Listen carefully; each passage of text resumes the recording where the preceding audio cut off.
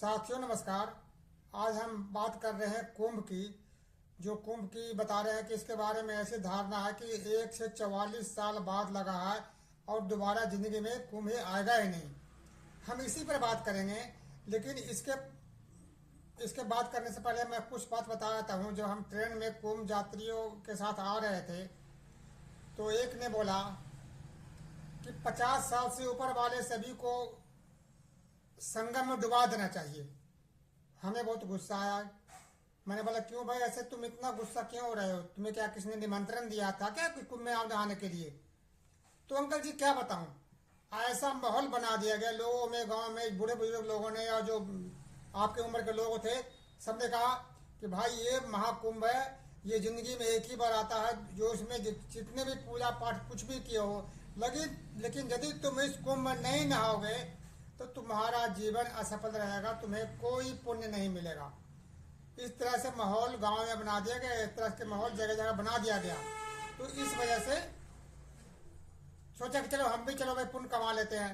ये धारणा आम पब्लिक की थी और ये पब्लिक जो से कि कुंभ के आयोजकों को खरी खोटी सुना रहे थे कि 20-20 घंटे लोग ट्रेन पर सफर करके अब जब स्टेशन पर उतरते हैं 9-10 बजे रात में, तो उनको आराम करने की जगह नहीं, उसको स्टेशन से भगा दिया जाता, बाहर फील्ड में आराम करो।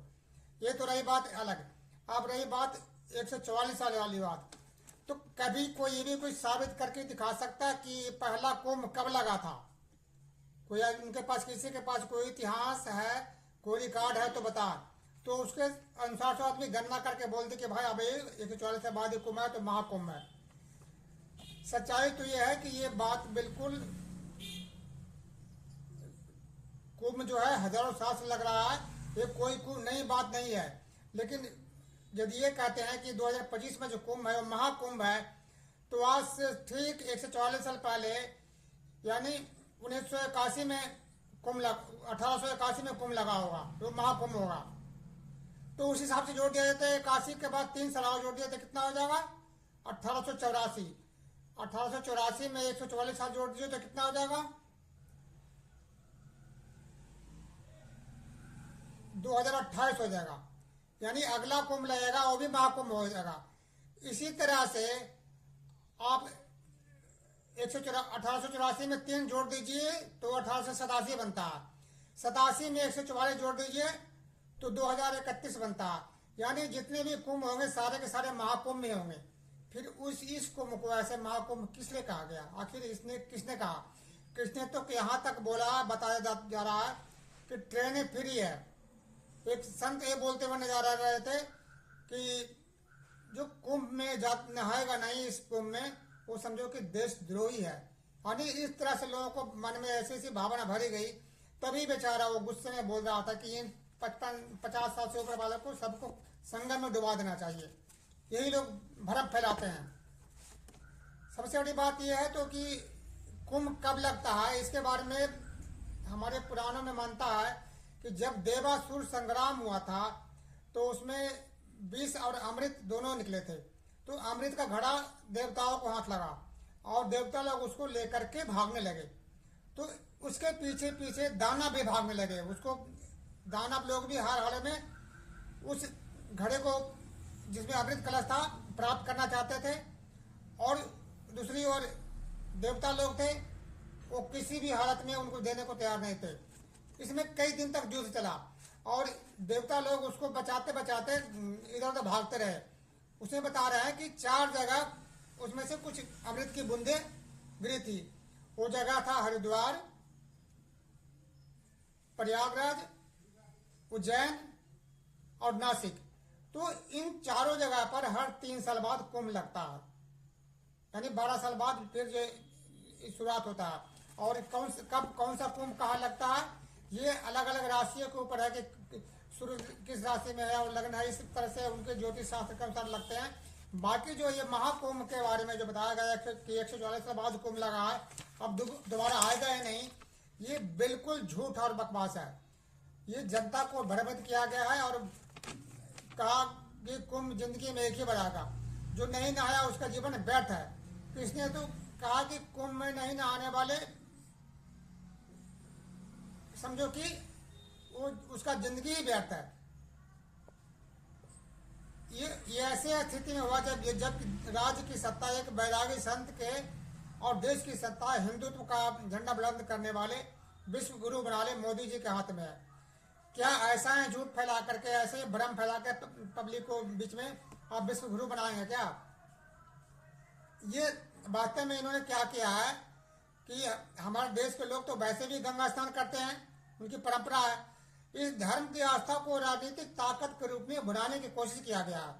जिस प्रकार कोई राजनीतिक ताकत, कोई पार्टी जब किसी बड़ी रैली करती है तो उनकी पूरी कोशिश होती है कि पब्लिक को निःशुल्क ले जा करके उनको फ्री खाना, पैसे भी दे करके उनको पहुंचाते हैं, यानी अपनी पार्टी की रैली के जरिए हुए अपनी समर्थ को प्रदर्शित करते हैं। तो ठीक इसी तरह से ये जनता के अंदर में इस तरह से भ्रम फैला करके उनको ये दिखाने की कोशिश किया गया कि हम हिंदू धर्म के बहुत बड़े रक्षक हैं और किस तरह से जैसे कि तमाम जनता को हम जैसे कि हम प्रयागराज में अमृत स्नान करवाने के लिए करवा रहे हैं, लोग कितने उनके प्रति आस्था रखते हैं। लेकिन वास्तव में देखा जाए तो ये सिर्फ 140 साल बड़ा भ्रम फैला करके और उनको एक जगह इकट्ठा किया गया और सिर्फ परेशानी के अलावा कुछ नहीं है। इसको 140 साल वाला जो भ्रम है इसको इसकी जरूरत क्या थी? पब्लिक तो वैसे भी कुंभ में नहाने के लिए आती है, जो कुंभ नहीं लगता तब भी लोग गंगा स्नान करते हैं। आज जैसे आज महाशिवरात्रि है तो शिवरात्रि वाले दिन हर लोग अपने अपने जहाँ जहाँ गंगा है गंगा में जाकर नहाते हैं, ये कोई नई बात नहीं है। लेकिन इस तरह से प्रदर्शित करना कि तुम नहीं आओगे तो तुम्हारा जो है सारा कुछ जीवन व्यर्थ जाएगा, ये सिर्फ कोरी बकवास और बेवकूफ़ी है। जहाँ तक नीति ये हमारे शास्त्रों में जो वर्णन मिलता है उससे ये पता लगता है कि राजा हर्षवर्धन के समय से ही कुंभ का आयोजन हो रहा है। चीनी यात्री जो ह्वेनसांग थे, इन्होंने अपने यात्रा वृत्तांत में वर्णन किया है कि राजा हर्षवर्धन थे वो बहुत ही दयालु थे और नदियों के पास अपना वो सारा हर साल 5 साल बाद मेला लगता था और उसमें राजा हर्षवर्धन अपनी सारी राजकोष को दान के रूप में गरीबों को बांट देते थे। उसके बाद से ही कुंभ का आगे परियोजना हुआ है। लेकिन राजा तो बहुत दयालु थे, वो पूरी खजाना ही पब्लिक को बांट रहे थे। लेकिन यहाँ तो 90% जनता को लूटने की कोशिश किया गया है और लूट करके सरकार आम लुटेरों को और राज्य कोष को बढ़ाने की कोशिश किया गया है। इसके अलावा दान पुण्य और आस्था जैसी कोई प्रदर्शनी वहाँ पर नहीं की गई है। ये बड़ा ही दुखद बात है। यहाँ तक कि जो 20-20 घंटे ट्रेन से सफ़र करके आ रहे थे उनको लिए कहीं सोने के लिए कोई व्यवस्था नहीं था। वो बाहर फुटपाथ पे या खुले मैदान में ठंड में कुकुड़ होकर सोते थे, वहाँ पर कोई व्यवस्था नहीं था। ये है हमारा कुंभ। इस तरह से जो 144 साल का भ्रम फैलाया गया है ये बिल्कुल झूठ और बकवास है। आप इनको बिल्कुल बकवास समझें। ये सिर्फ पब्लिक को भावनाओं को भड़का करके आपको वहाँ पर अधिक से अधिक संख्या में लोगों को लाने के लिए प्रेरित करके अपनी ताकत का प्रदर्शन के अलावा और कुछ भी नहीं था। दोस्तों जय हिंद। यदि आपको वीडियो सही लगता है या बुरा जो भी लगता है तो आप कमेंट जरूर करिए और आगे बढ़ाइए। सब्सक्राइब नहीं किया तो इसको सब्सक्राइब करिए। दोस्तों जय हिंद।